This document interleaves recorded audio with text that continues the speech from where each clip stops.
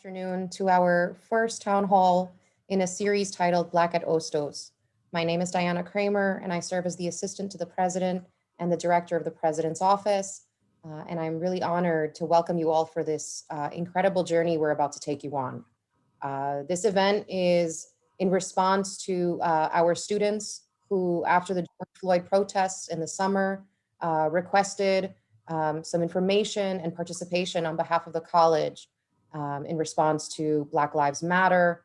And many of our leaders stood up and they voiced their hopes and demands that we take a stand in support of Black lives. With this intention, our interim president, who has returned to the Bronx, Dr. Daisy Coco de Filippis, has spearheaded a working group that comprises myself and the two wonderful faculty you see with me on the screen, Professor Christopher Burrell and Professor Kathy Taylor, who we have been meeting regularly to prepare a proper presentation that will go into in-depth discussions around the shared understanding of the struggles, both past and present, as well as the triumphant spirit of a people who continually call for America to live up to her highest ideals. So with that, I would like to introduce to you our interim president, Dr. Daisy Coco de Filippis, to bring you greetings. President? Okay, muy buenas tardes, good afternoon. It's so wonderful to see so many of you, 75 of you so far. And it's been an absolute wonderful turnout to support these conversations that are so very important at Hostos. I am so delighted to have with me someone who I respect so very much, who is Professor Kathy Taylor from Nagata Valley Community College. She is the co-founding director of the Center for Racial Dialogue. And I have seen Kathy do amazing work bringing healing during some very tough conversations sometimes with faculty. The college became a center and a facilitator of precisely an understanding of the danger of the single story and what that impacts. So Kathy, I saw Kathy blossom as a faculty member. She also helped me in multiple things, and I'm so happy. And I came here and I met Professor Christopher Burrell at the town hall for Black Lives Matter, and I saw his seriousness and his honesty and his intellectual rigor and the absolute respect and support that he has from students and colleagues. And Diana Kramer, who I found as a treasure in this office, who has supported so many of the work that that we have launched at the college around not being alone during the pandemic, around addressing some of the issues that have surfaced in so many ways.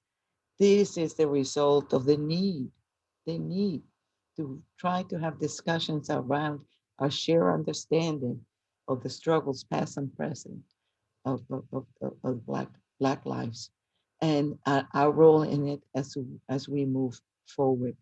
So thank you, and I welcome everybody, and I'm going to be silent because brevity is great.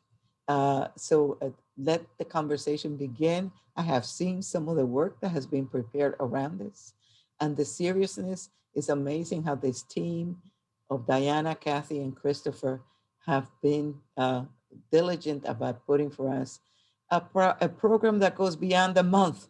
We're going beyond the month. We're going to talk about the Black experience in multiple ways, not only in February, but practically every month that we can in different ways. So mil gracias y bendiciones, and I'm looking forward to this wonderful, wonderful town hall. Thank you. And we're up to 80 already, but who's counting? Thank you, President. With that, I'd like to formally introduce our lead presenter for this event, Professor Christopher Burrell.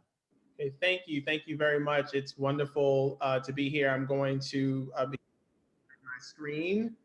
I've done what I've been told ahead of time by the staff. It's been great working with Diana and Kathy and helping to put together not only this event, but the series of events that will be taking place this semester at the college, and that not only, sort of builds on, but works in, complements the other activities that have been happening on campus ever since the beginning of the academic year, including the student town hall last semester, the events from the Black Studies unit that'll be going on all month, the events that the math department did last semester in trying to elucidate and illuminate some of the experiences of Black people in the United States and the diaspora. And so it's wonderful to see the college's commitment to these types of discussions happening all year long and even beyond this academic year, obviously. So today, we're going to begin by having a bit of audience participation. And so we're going to start with a few opening activities, a sort of quick word associations. And so we're going to some word clouds. I want people to, in a word, let us know how you would define democracy. There's going to be a link posted into the chat if it hasn't been done already, that people can go to and give us one word to let us know how you would define democracy or what you would associate with democracy. We're going to take about a minute, maybe a little bit more than a minute, give people to put their word in. If you are having difficulty, you can post your word into the chat function, and we will do our best to manually input that word. And we're going to, you'll see, form some word clouds so that we can get a sense of what our audience thinks when they hear democracy, or what do they think are some of the defining features of democracy. So go ahead and access the link in the chat. We'll go for another 45 seconds or so. Okay, thank you for participating in our first of 3 word clouds.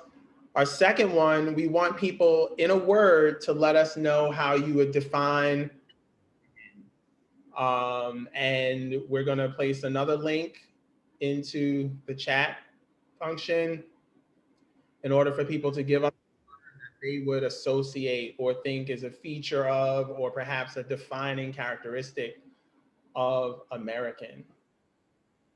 We'll spend another 60 to 90 seconds. I'm excited to see what the word clouds look like once everybody has participated. That's right. And the more participation, the fuller they will be. Okay, and now our final word cloud is going to be around what you associate with the rights of American citizenship. When you think of US citizenship, what rights come to mind, or what features associate with US citizenship? Okay, so now we're going to bring up these word clouds to see what our audience thinks about these 3 concepts, right? Democracy, American, and the rights associated with US citizenship or American citizenship. So I believe Professor Taylor is going to bring up the word clouds. So when we look at the first word cloud, defining democracy, we see that people, right, is one of the words that came up most often. Freedom, representation, equality, participation, right?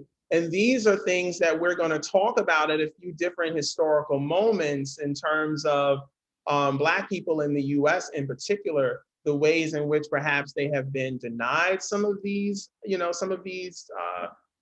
elements of democracy, and the ways in which Black people have fought for all of these elements of democracy: self-rule, lives, inclusion, autonomy. Now let's see how similar or different that our word cloud looks when we are defining American, or what that has meant, or what that means to people. So let's bring up the second word cloud, see what similarities and what differences we find. Okay, so as we look at our second word, it's interesting, right? White is one of the words that comes up most often in people's associations, and that is important, both, consciously and subconsciously, right? That in many people's minds, both historically and contemporaneously, right, American has been associated with white and continues to be. How can we challenge and break that association so that we're all included, right, in that definition, not only in our own minds, but in the minds of society, the broader society, policymakers, and the like. Other words that have come up a lot: individual and individual. I can, add individualism along to that.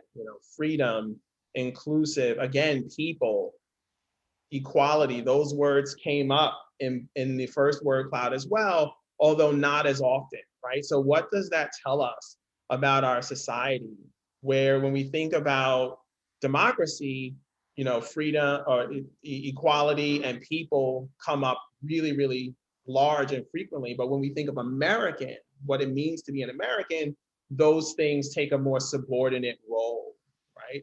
So we're recognizing that there are these sort of inequities, right, in our society. And the third word cloud, I'd love to see what people have written in terms of the association of right with American citizenship, where we have overlap and where we have divergence. So in a little bit, that third word cloud will come up. Keep these concepts and these ideas in mind as, towards the end of the event, when we have the opportunity for conversation. Look at that, active participation. Is that the only, wow. Okay, so we don't even have as many thoughts. I wonder if that's because people were having difficulty sort of thinking of specific rights, or if active participation, oh, the link wasn't working. Okay, so maybe there's more in the chat that we could, pull from in terms of. May I read some of them? Yeah, absolutely. Please, Diane. So for the third word, here are some options folks shared with us: liberty, second chance, freedom, liberty, access, voice, luxury, freedom, voting, access, voting, active participation, and that appears to be it for the third word. Issues of voting, issues of access, and absolutely, when we think about the associations with rights, both historically and in the present day, right? Access has to be at the top of that list. How have people been able to exercise and accumulate power of different types historically is a really important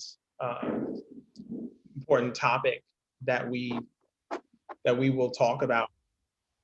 So with the word clouds and the wonderful participation that everyone has engaged in thus far, we're going to transition into the more formal part of the presentation, in which I'm going to really highlight three particular historical moments throughout US history in which these definitions of American and Americanism and who's a citizen and what will that mean have been contested throughout our history, and to show how Black people who identify as Black, have been at the center of those moments of contestation. And so the three moments that we're going to focus on today, to look at the Constitutional Convention of 1787. We're going to look at the Reconstruction Era immediately following the Civil War between 1865 and 1877. And we'll look at the sort of modern Black civil rights movement or Black freedom struggle of the 1950s and 60s, but putting particular emphasis on two events in 1965, the passage of the Voting Rights Act and the sort of the right to vote, and also the Immigration Act of 1965, and how that has in some ways expanded and in limited who could come into the country and perhaps become a citizen of the United States. And so with that, I'm going to share my screen and begin to talk about some of the context and then also the particular events that were part of the Constitutional Convention, right?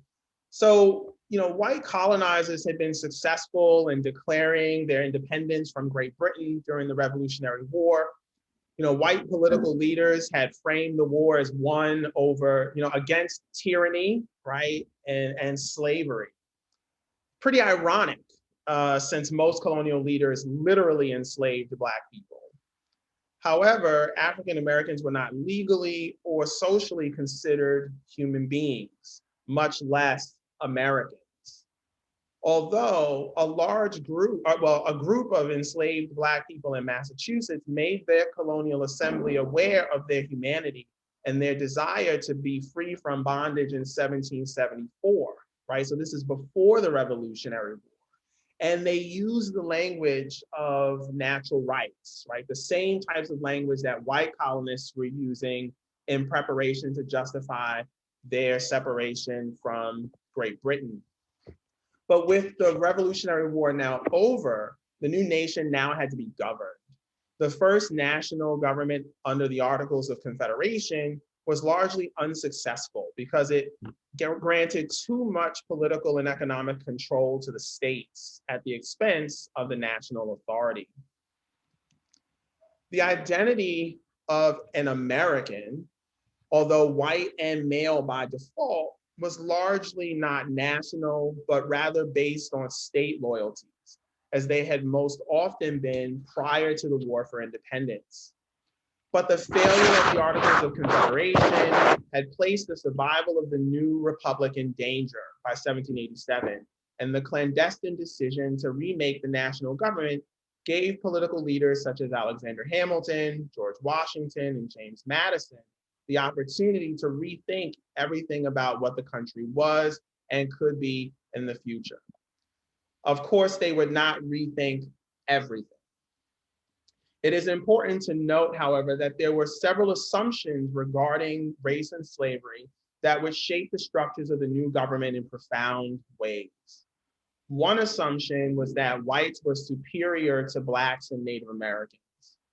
For these political leaders, it followed from the first assumption that neither Blacks nor Native peoples would be considered citizens in the new nation.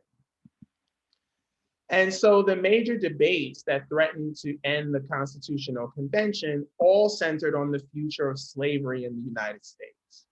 Yet, whether or not the institution should be allowed to continue in the country was hardly debated, because Northern political leaders capitulated to Southerners' demands in order to forge a national unity around a white body politic, and because the US economy benefited so much from slavery. Now, three issues to highlight in the Constitutional Convention. One, the battle over how to construct the Congress. Second, the construction of the Electoral College. And third, the protections of the institution of slavery itself. First, there were significant arguments over how to construct the legislative branch of the government. The Articles had employed a unicameral legislature, meaning one house, a single house, where every state had one vote on legislation, regardless of the size of its population. The British model included a bicameral or two-house legislature, where the upper house was determined by birthright and the lower house was popularly elected by British citizens. And you had to own a certain amount of property in order to be eligible to vote. Well, different states, depending on their size and depending on their reliance on enslaved labor, had different ideas about how the legislature should be put together. Eventually, delegates came around to the idea of a bicameral legislature, with an upper house based on equal state representation and a lower house based on population. But how would that population be determined? How would that population be counted? That was another question. Southern states, which were almost totally dependent on enslaved labor for the functioning and based social relations on this binary of superiors and inferiors, they wanted to count Black towards their population counts. Now, do you think these Southern delegates were urging that Black people would be allowed to vote under these terms? Clearly not. Think about the proposal, right? What would this proposal say about the humanity of Black people, right? Obviously, if you want to count enslaved Blacks as part of the population, then you are implying that these are in fact people, right? So although slaveholders wanted to consider Blacks to be property and did not want them to be citizens of the United States, they also were in a very kind of backhanded way affirming the humanity of enslaved Black people. Northerners opposed this proposal because it was obvious the Southern states wanted an unfair advantage in the structure of the legislature. However, the agreement that was ultimately reached is one of the strangest imaginable. Anyone know the agreement that was reached between the Southern delegates and the Northern delegates about how representation would be counted? If you have an idea or if you know, type it into the chat, the correct answer, right? The 3/5 compromise. And so the 3/5 compromise allowed states, that allowed slavery to count 3/5 of their enslaved populations towards their critical head without making any provisions for enslaved Blacks to vote because they were still not considered. This would apply to the current 13 states and to any future states that permitted slavery. While the northern states would begin to gradually eliminate slavery and thereby decrease this, Southern states became even more committed to enslavement. The second issue of the convention would be how to elect the president. The delegates to the Constitutional Convention were suspicious of democracy extending too far down into the population and wanted to preserve their power, particularly at the national level. So rather than allowing citizens to directly elect the president, they devised a system we now know as the Electoral College to act as a filter and to ensure the political parties, particularly the two-party system, to ensure that the people made a quote unquote wise choice. But over a short period of time with the development of political parties, particularly the two-party system, the Electoral College also wound up allowing for minority rule at the national level and propping up artificial advantages given to the Southern states that came from the allowance of white-only rule. The third issue of the convention was the protections given to the institution of slavery itself, because Southern slave states threatened to not be part of the Union if the convention delegates ultimately agreed to allow any changes to the institution of slavery under the new government. And so since Black lives did not matter, the convention delegates ultimately agreed to allow the Atlantic slave trade to continue for a minimum of 20 more years and added a fugitive slave clause that required the return of enslaved Blacks to their holders if they tried to escape. Now, there's a quick poll, and I want people to react with a thumbs up to this question. Are the words slave or slavery written in the US Constitution? If you believe that those words do appear in the document, give a thumbs up. So if you believe that the if you believe that the word slave or slavery appeared in the US Constitution, give a thumbs up. Wonderful. We see that some people have participated. Now, in actuality, the words slave or slavery do not appear in the Constitution, even though there are these explicit protections of the institution written into the document itself. And what I want to do now is to play a short video clip that describes some of the consequences of these decisions to define who is an American in such narrow ways and to enshrine this inhumanity into the original fabric of our national government. And so I'm going to play this short video clip of about 3.5 minutes. This is Democracy Now!, the Quarantine Report. I'm Amy Goodman. As the presidential candidates make their final campaign push ahead of Election Day by visiting key battleground states like Florida and North Carolina, we turn now to look at the case for abolishing the Electoral College. 2 of the last 3 presidencies, Donald Trump's included, have gone to the candidate who lost the popular vote. In 2000, the Supreme Court halted the Florida recount, handing the election to George W. Bush. It was later determined Vice President Al Gore actually won the election by 500,000 votes. In 2016, Hillary Clinton received almost 3 million more votes than Trump, but Trump still won. The Electoral College, enshrined in the U.S. Constitution by the wealthy white founders, many of whom were slaveholders, has allowed these victories where the loser wins. But a mass movement is building to elect the president through a national popular vote. For more on this effort, we're joined by journalist Jesse Wegman, member of the New York Times editorial board, author of Let the People Pick the President, the case for abolishing the Electoral College.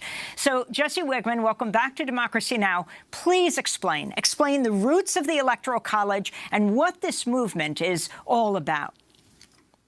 Sure. Well, you know, the framers who met at the Constitutional Convention really had no idea what they were doing when they established how to pick a president. They said themselves that it was the hardest issue they had to decide. They fought about it the entire summer of 1787. And at the very end, they basically threw together this jerry-rigged system that we now call the Electoral College in a side room of the convention hall, really just to get the thing done and get it sent out to the states for ratification. They didn't really care too much about how it operated because they knew George Washington was going to be the first president, so the stakes just didn't seem that high to them. But nevertheless, the system that they thought they were designing basically fell apart within the first 10 years. You know, the model we think we know is that there's this body of deliberate, thoughtful, educated, wise men who will make the choice for the people about who should lead the country. But within 10 years, it had completely stopped being like that. With the rise of national political parties, it became a team sport, and that's what it remains today. Talk about the role of slavery in the establishment of the Electoral College. Sure. I mean, slavery is obviously at the heart of every compromise that is struck at that Constitutional Convention. The one we know that's most familiar to us is the Three-Fifths Compromise, and that was the deal by which the southern slaveholding states got to count 3/5 of their slaves toward their representation in Congress. So that equals roughly 12 to 14 extra representatives in Congress over the first decades of the country's life. And because of the way the Electoral College is designed, that translates into 12 to 14 extra electoral votes. The South actually won the White House, held on to the Speaker of the House, won many Supreme Court seats because of that extra power. It was called the slave power at the time, and it ran all the way up through the Civil War. And so that's really slavery was clearly at the heart of the compromise, and it certainly the Electoral College benefited the slave states well into the 19th century.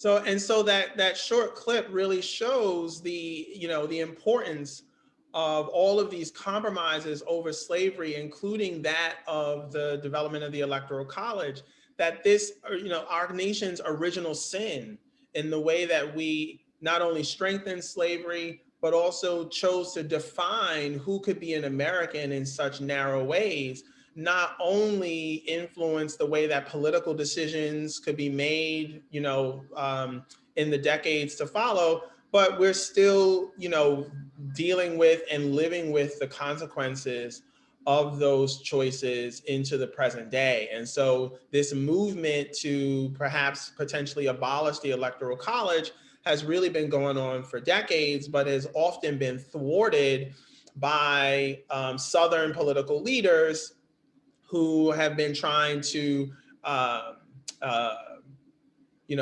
forestall, sort of object to, oppose, and ultimately kill civil rights legislation and other types of legislation that would make our society much more pluralistic and equitable. So going from the Constitutional Convention, we're going to move forward a bit in our nation's history to the of Reconstruction, this period that immediately followed the Civil War. After the war, the United States really had to rebuild itself in every way in terms of infrastructure, local and national economies, politically, and in terms of national identity. The country had fought a war over the ultimate fate of slavery and the desire for a white ethno-nationalist country called the Confederacy. By virtue of Northern victory, there were now 4 million formerly enslaved Blacks that struggled to incorporate themselves into the body politic, rebuild their individual lives, and also build communities that could sustain them and allow them to flourish in freedom. Black Americans sought to create a more complete, positive freedom by plantations in search of relatives that had been sold away during slavery and to disconnect from former holders when possible. Some Black people changed their names to better reflect their political views or their occupations. Some Black communities also came together to establish their own institutions, including schools and churches, sometimes with federal assistance, but always with a desire to build spaces and places that would be spiritually, emotionally, and intellectually nourishing. Blacks and whites both sought to influence the definition of citizenship in this moment. While African Americans and a very small number of white political leaders and former abolitionists struggled to redefine American citizenship in radical ways, right? The radical Republicans from my students that are in this event today. The majority of whites, particularly Southern Democratic Party leaders, opposed a more inclusive definition of citizenship. The US was a white man's country as far as these white Americans were concerned, and they were never going to share power with Blacks whom they considered to be inferior and ill-equipped to in the body politic. Most Northern whites also believed Blacks to be inferior to whites, but were at least in favor of punishing the South and for causing and losing the Civil War. As a result of the 13th, 14th, and 15th Amendments to the Constitution, which formally abolished slavery, birthright citizenship, and secured the vote and ability to hold office for Black men, Reconstruction, for a short period of time, showed the potential for a more inclusive society that included Black people to a greater degree. Obviously, not completely, because gender discrimination still transcended race. But the Reconstruction era still represented the opportunity to remake the country and possibly right some of the sins that had been enshrined in the Constitution. However, as Black people participated more fully in the work to construct a more equitable society in formal ways, such as office holders, helping to construct the first public education systems across the South, and enacting fairer taxation structures at the state level, white Southerners became more intent on eliminating Black political power and participation, and trying to reinstitute pre-war racial and economic relationships as much as possible. And so I'm going to play another video slightly longer than the first, but this is an excerpt of a video with an historian, Vanessa Williamson, who really talks about the importance of taxation as both a means to potentially create a more equitable societies across the South, and the role of Republican lawmakers in doing so, but then also the that formed against these state governments during Reconstruction around issues of taxation as a way to thwart these efforts at creating a true multiracial democracy in the United States. I'm curious, and this is a little bit off topic, but how that developed. So, well, okay, maybe we should circle back to that, because they are enticed at the idea. The anger they have at this point is, wow, there's a tremendous amount of taxation relative to what we have for these services, because it's very costly, particularly to get these things up and running when you theoretically the economy in these areas has been devastated. Not only has the infrastructure been devastated, but presumably, like, there has to be new economic models too, that because they had so heavily relied on, like you say, on free labor, and so how does that develop? They within a couple short years, they developed this notion of like a I guess the Taxpayers Convention, right? In Charleston. Walk us through that. So I got to tell you about the people who ran the Taxpayers Convention, because they are the most Confederate Confederates that ever confederated.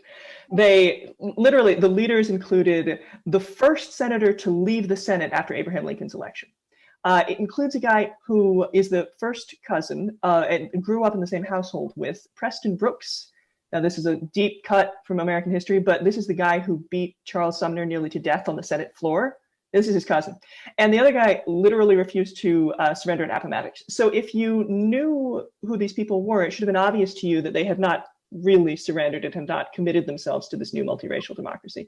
But they organized themselves as this Taxpayers Convention, first in 1871, and then they re-meet in 1874. And it's very clear from their earliest meeting that they recognize the problem is that if Black people can vote, they're never going to hold power again, right? And so that's the problem. They're facing this universal suffrage that they would like to destroy. They test various ideas. They talk a little bit about maybe we can convince white people to move to the South, or maybe we can have a sort of proportional system of voting, but they say themselves this would only be half a loaf when they deserve the whole thing.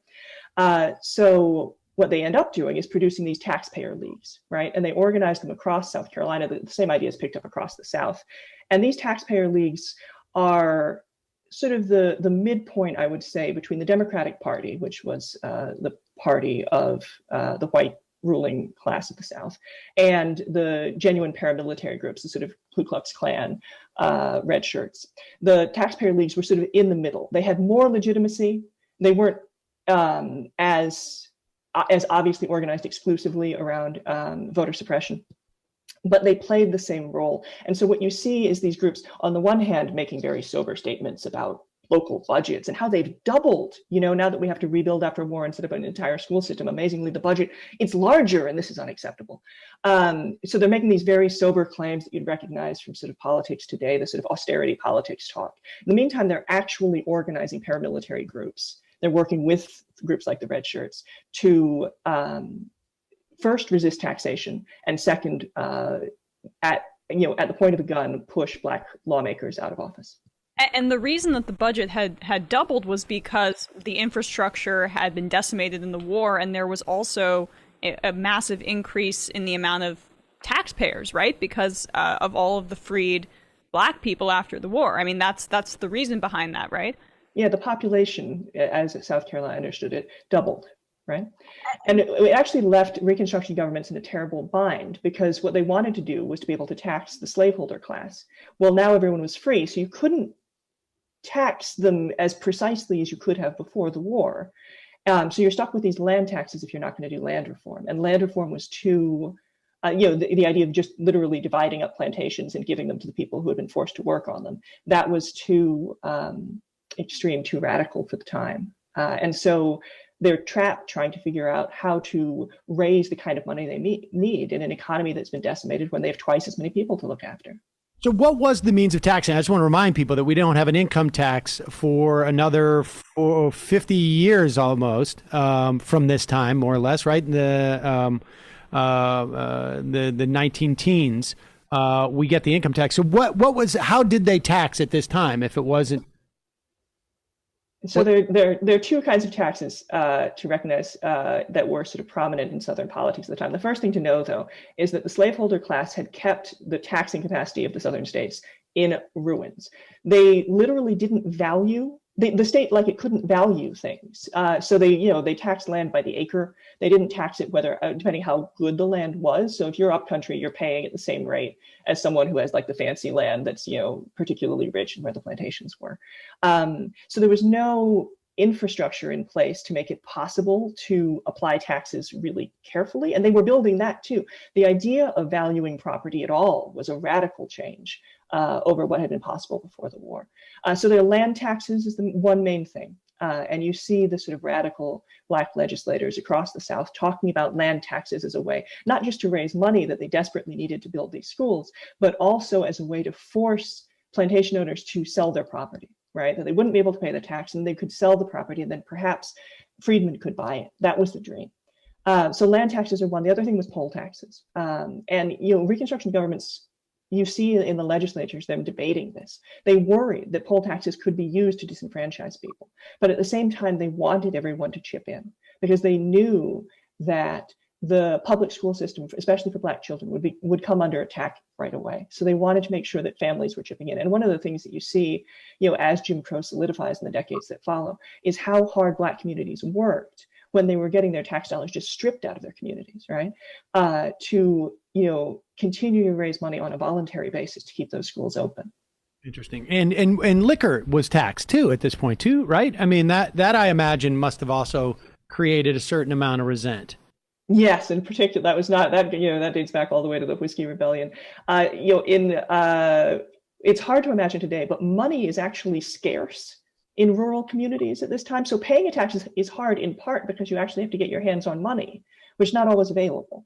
And so, the upcountry whites, not only did they not particularly want to pay taxes on whiskey simply because taxes on whiskey, hit at a product they were very fond of, but whiskey was often used in a form of barter. You could get paid in whiskey. You could pay your rent in whiskey in a lot of these communities. So when you're putting a tax on alcohol, which, in the cities seems like we're basically, this is a sin tax, this is a tax on a luxury good that you don't really need. It is actually really hitting at people's wages and people's, the sort of fundament of their economy.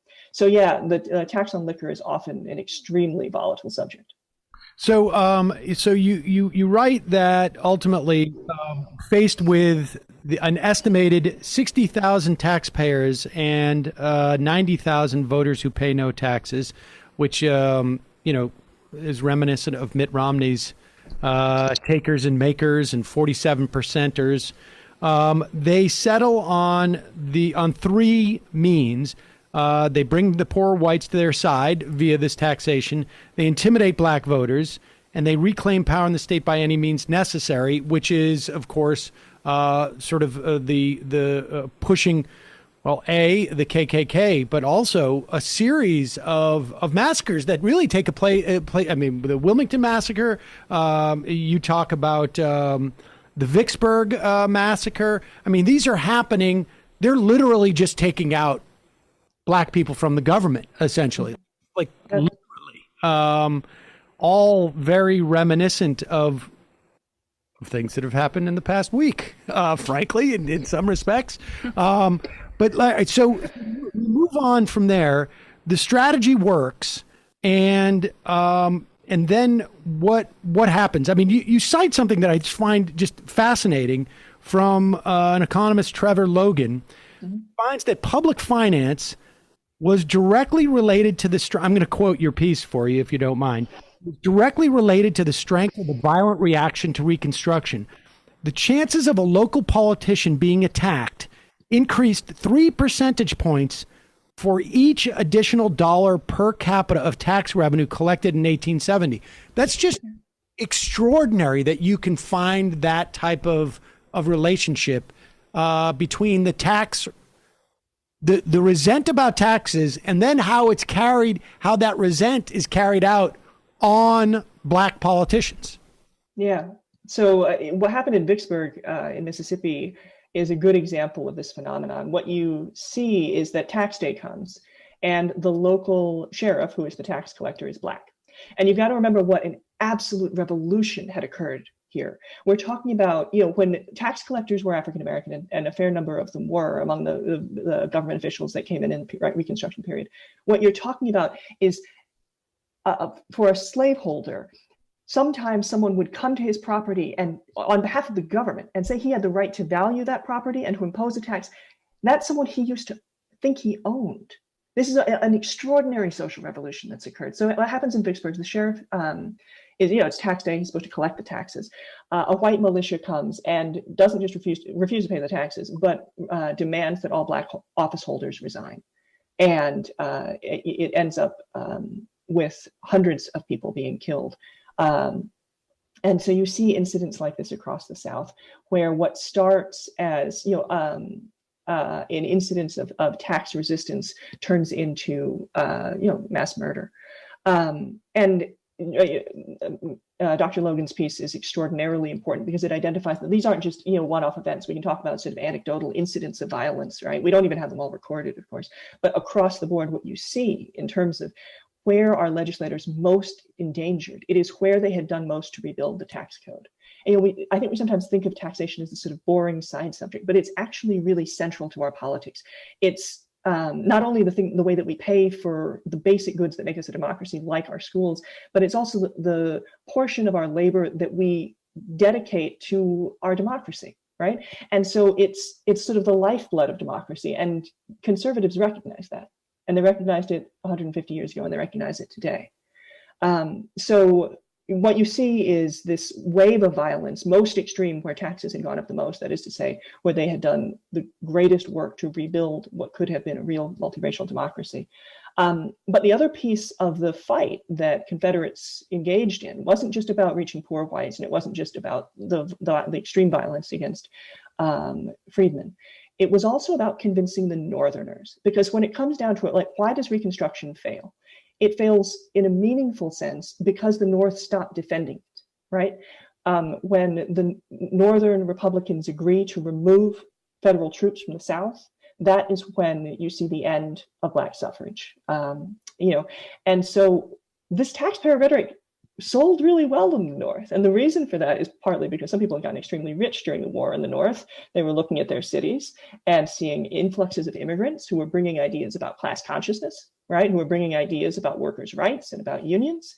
And suddenly this idea of universal suffrage didn't sound so great, not just for Black people, but for working men. So in New York City, a campaign was closely fought to actually put basically all the city's powers in a board of finance that would be elected not by all men in the city. Universal suffrage had been in place for decades in New York, but they were going to take those powers and put them in the hands of people elected only by those who had paid something like $500 in taxes that year. And so that interview really hits on a lot of important issues and themes about the relationship between these efforts of among Black Americans to build a truly sort of multiracial democracy, provide the first public school systems for Black and white children across the South, to do other things that would make more equitable the tax code and the way in which land would be valued. And as those efforts, started to get underway, there was this, organized resistance to all of these things, all of these factors that would actually expand the definition of who could be an American, who was a citizen of the United States, and what that would mean. And so I know that was an extended clip. The article that Professor Williamson wrote was called "The Austerity Politics of White Supremacy." If anyone is interested in reading the article, or perhaps seeing more of her interview here on the Majority Report. But as Black political power and participation increased, We see the rise of economic systems such as sharecropping and these, secret, I put that in air quotes, secret white supremacist terrorist groups such as the Ku Klux Klan and the Knights of the White Camellia. And through a combination of tactics, including the formation of these taxation leagues, obviously, paramilitary violence, as well as the retrenchment, the sort of receding of Northern Republican support for Black equality, Black suffrage, that leads to not only the end of Reconstruction, but the rise of a period of, legalized segregation that caused, Black economic aspirations and Black political participation, as well as, sort of Black, the sort of quality of life in society on an individual level to decline for, nearly another century. And that takes us into the third period that I want us to talk about, which is the civil rights era of the 1960s, right? Really, going from the post-World War II period. When we turn our attention to this third period, in which the meaning of American and American citizenship are being challenged and redefined, it would be the 20 years or so following World War II, the end of World War II in 1945. I'm going to focus more directly on the 1945, because Congress passed both the Voting Rights Act and also a new Immigration Act. But in the aftermath of World War II, Black veterans returned home from a war that was supposed to be about the preservation of freedom and democracy. During the war, Black newspapers and activists promoted the Double V for Victory campaign, which said that in order for World War II to be a true victory, then the United States would not only need to defeat fascism and Nazism abroad, but also Jim Crow segregation and white supremacy here at home.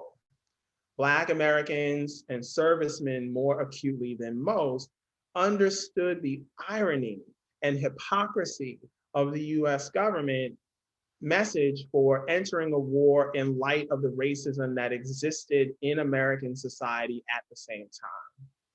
Black veterans often became the vanguard, the frontline activists in the struggle for liberation after World War II. Black veterans who wore their uniforms in public, especially in the South, often became targets of racist violence because it was an insult to white Southerners just to see a Black man in a military uniform. By the 1960s, the Black freedom struggle obviously continued. All over the country, Black Americans worked to make the definition of who was an American more inclusive and to make the country into a true democracy, right? These are the real freedom fighters. These are the real patriots in the country. We all probably know some things about some civil rights leaders, right? Such as Martin Luther King Jr. and Rosa Parks. But what we learn about them is watered down, and there are also so many other important figures we should know more about, including people like Ella Baker, Fannie Lou Hamer, who's on the screen now, and Bayard Rustin. And so one of the most important people responsible for the passage of the Voting Rights Act in 1965 was Fannie Lou Hamer. Born into a sharecropping family in rural Mississippi, she had been the victim of economic exploitation, medical exploitation, and sexual assault at the hands of Mississippi police after deciding to try and register to vote and protest for voting rights. So I'm going to play a short video that shows some of her testimony to the Democratic National Convention in 1964, and also the lengths that President Lyndon Johnson at the time went through in order to try and make sure that her message was not heard by the American people. The testimony before the Credentials Committee, the FDP had a lineup of very different people. They had Rita Schwerner, the widow of Mickey, who had been killed in Neshoba County. They had Martin Luther King. Everybody knew King.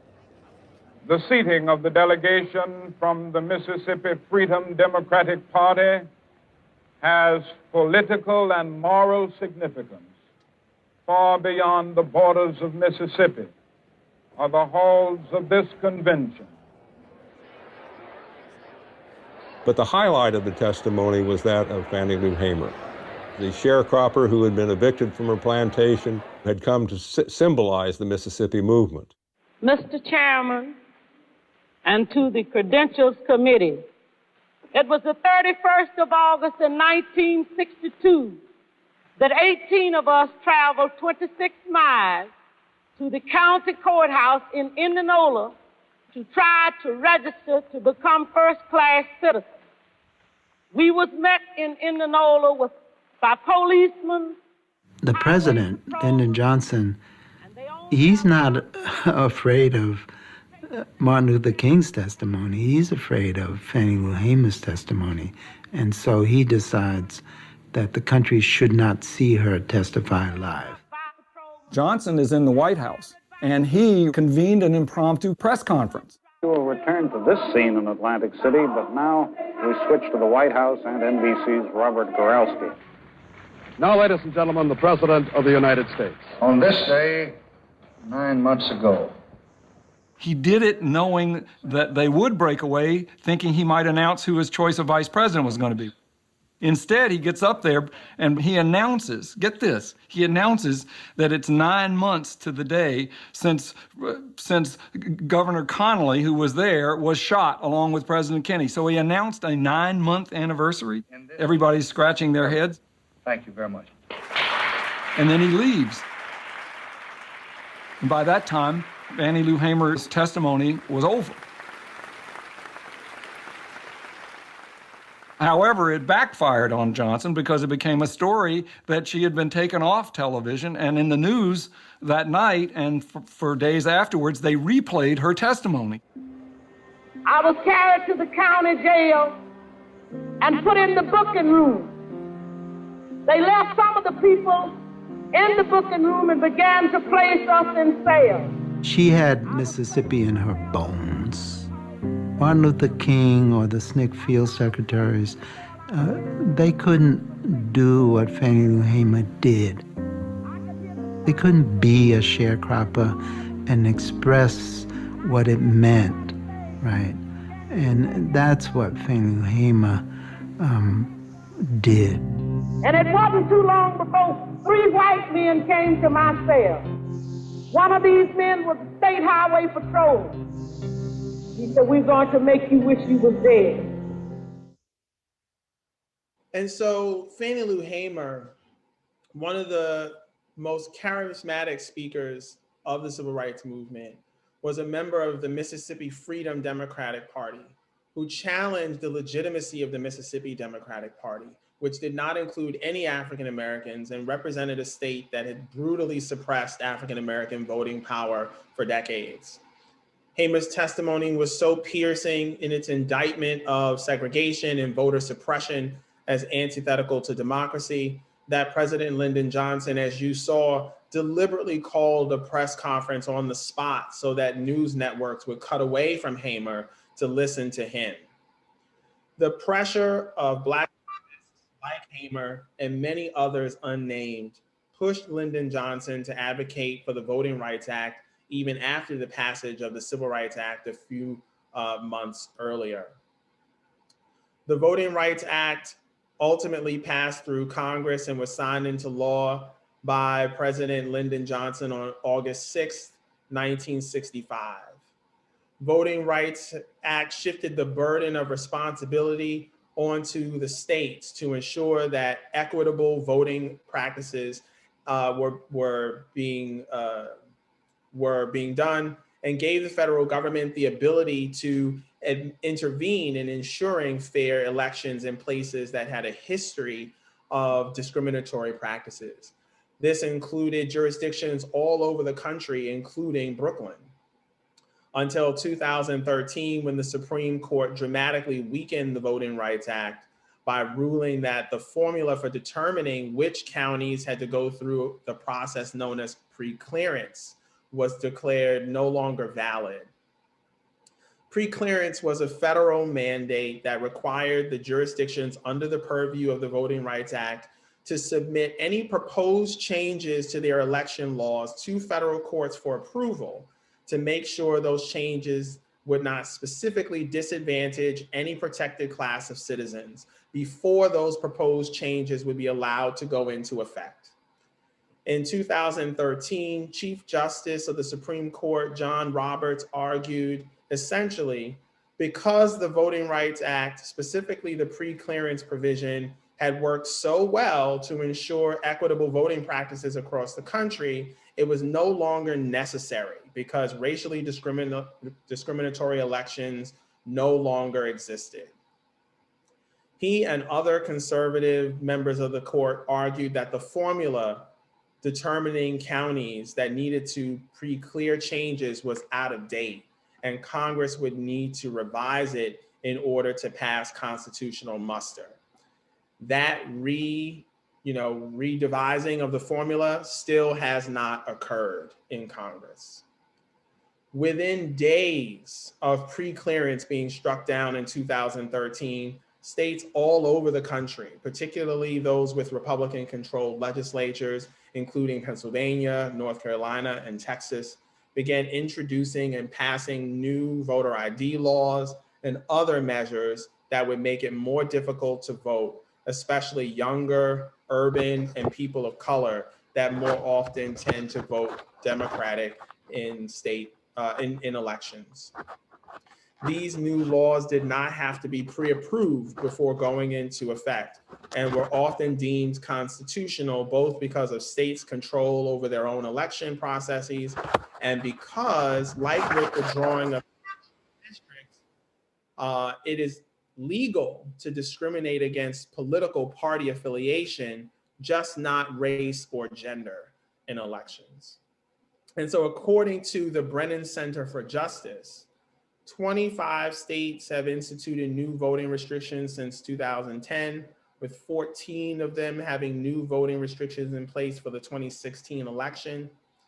And several states, including Georgia, Pennsylvania, and Arizona, are considering new legislation right now that would make it more difficult to register to vote or to remain a registered voter, or give the legislature more authority to overrule the will of the voters and determine election winners.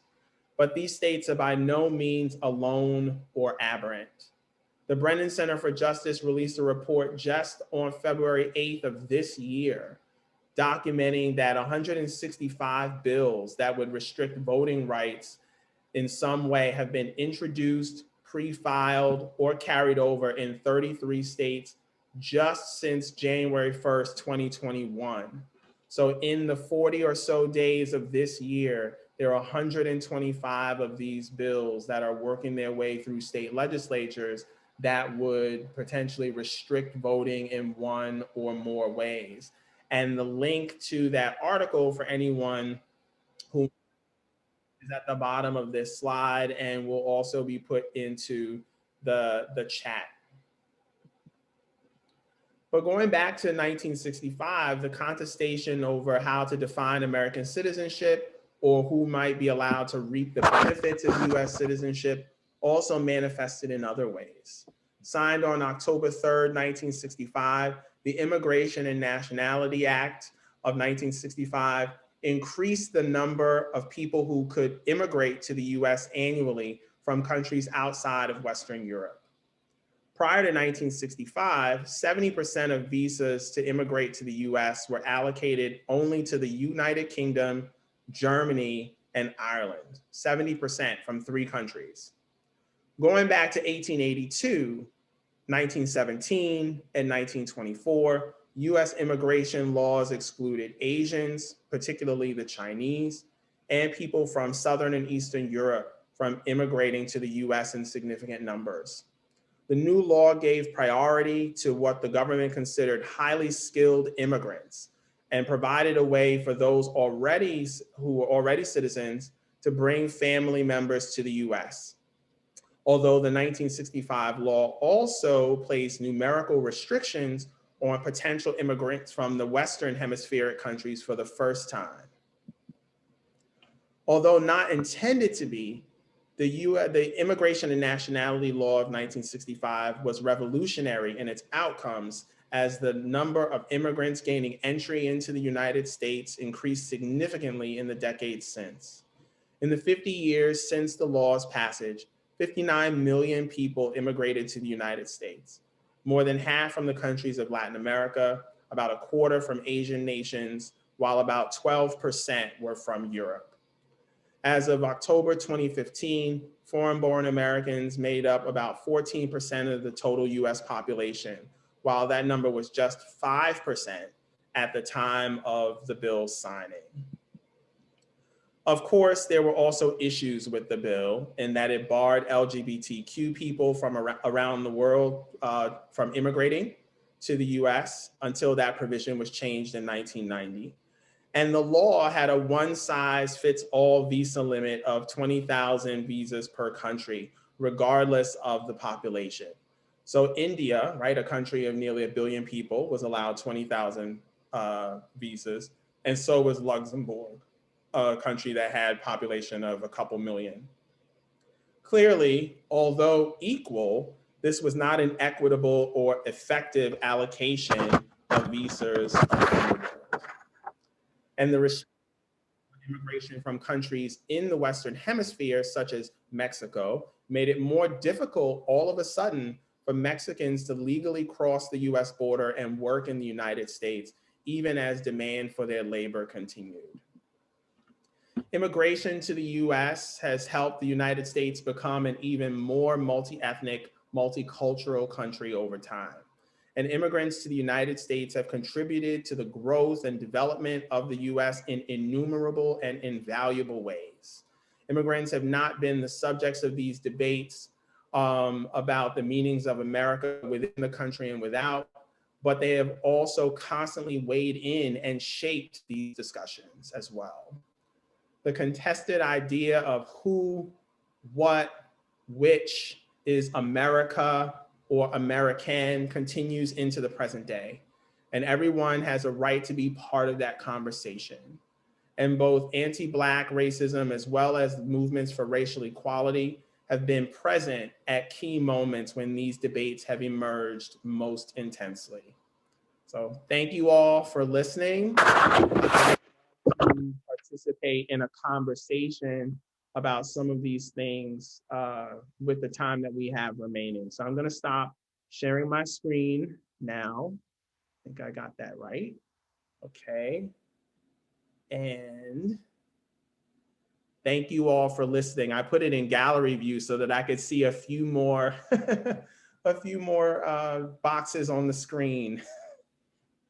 So typical of events that I've been involved in at the college with the speaker series that I have facilitated in terms of comments and questions, we always like the first comment or question to come from a student. And then after that, we would be able to open up the conversation. So I guess if Diana and Kathy would also be a part of this, that would be great. Thank you very much for listening and for coming. Absolutely. Thank you so much. So before we open up for questions, which folks, please stay tuned for about 1 minute, just give me 1 minute. I'd like to share with you our latest project that we'd like to unveil, which is a formal library. It is a SharePoint site that the three of us have been working on in partnership with IT. Special thank you to Guru Sanjeev for helping us establish the site. We would like to show you now where you can find it so that you can come and share all of your information that you may have, whether they be files, articles, photos, journals, books, presentations, anything. And so here is a my.hostos site. And so to navigate, can you see me if I go back a few pages? Great. All right. So what you would first do is go to myhostos.cuny.edu. You would land here at this landing page and you would have to log in. As you can see, I am logged in under my user, Kramer Diana. So you would use the same user account you use to log into your computer under your username. Then you'll click on this waffle in the top left corner and go to college-wide. Under college-wide, under initiatives, you'll see Black at Hostos. And this is really the repository for all of our content. And what we'd really like you to do is upload your documents here. You can choose the file directly from your machines. So here I have just a poem that's sitting in a Word document. Again, this will take nearly all files. So JPEGs, PowerPoint presentations, etc. You will click OK, and then you will make sure you title it. So if you'd like to title it the same way that it appears in your file name from your computer, you can copy it. And then you select all of the pertinent tags. So these are the fields that it relates to. So since this is a poem, I'm selecting art. Could be down here under poetry in the genre. It is a poem about Machu Picchu, so I will choose South America. And the time period is unclear to me, so I'll leave that blank for now and hit save. And then it will appear.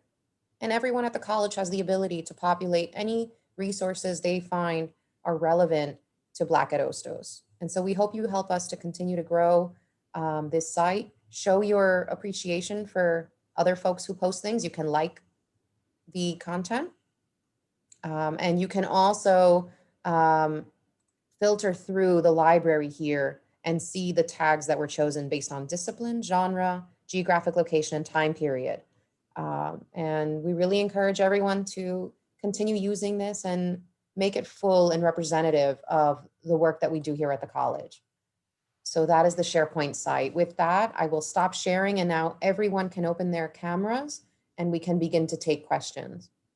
I know it was a lot of information. It was a very sort of broad and, in some ways, brief overview of these three historical time periods and the contestation over what it means to be an American or what it has meant. And we certainly don't have to limit our discussion or conversation to those three periods.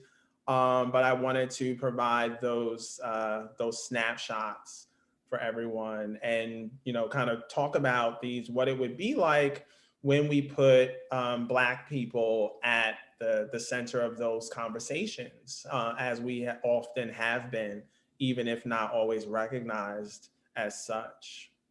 Hi, thank you for the presentation, Professor Burrell.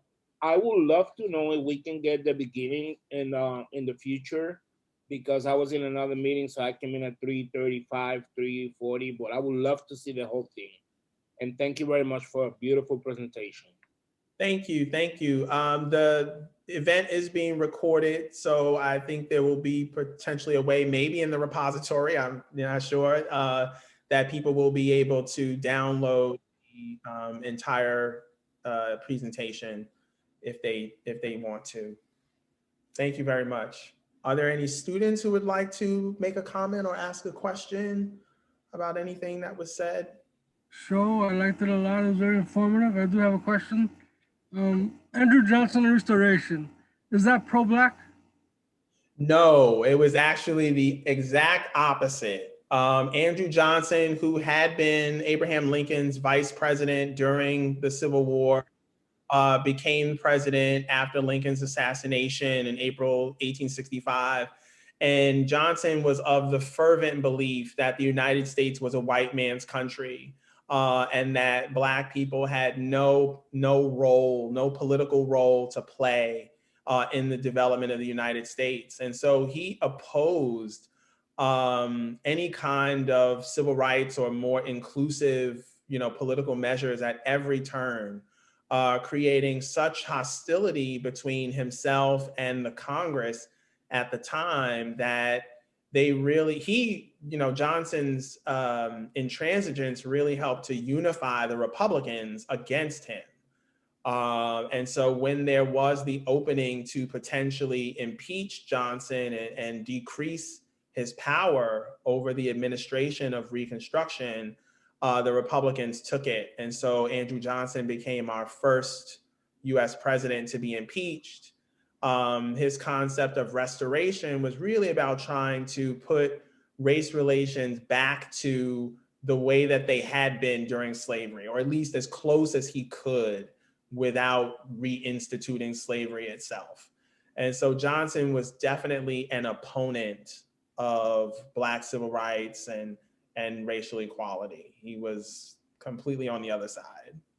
Okay. Thank you. Great presentation. Thank you very much for the question.